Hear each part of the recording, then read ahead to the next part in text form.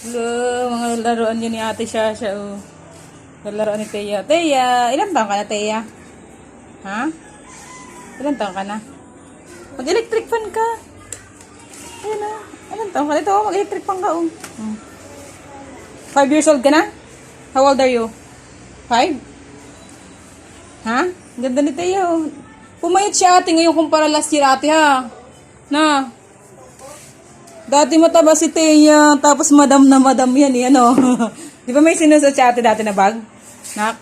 Susot na bag na parang pambag. Pang ano, parang madam? Nagkakalat si Teya, naglalaro. Playtime. Laro ni Ate Shasha. Laruan mo yan, tapos si Ate Shasha malaki na, no? Hindi na si Ate Shasha naglalaro. Maglaro ka lang dito, ha? Pag nandito ka pa, ha? Mga laruan niya ni Ate Shasha ng baby pa siya, eh. Ay, ang ganda pa, ate, ha? Nilaban kasi yan ni tatay, di ba? Next year ko nalaban. Busy pa ako, eh. Next year. Busy pa si mama, eh.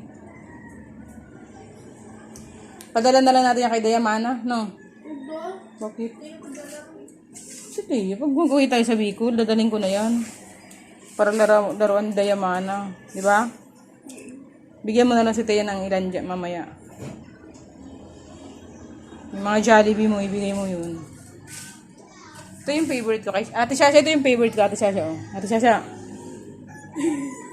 Mumahal din ang bili natin yun, no? Nak. Dati sa iyo. 280 din ang bili niya ni Papa, eh. Di ba? Ang cute, oh.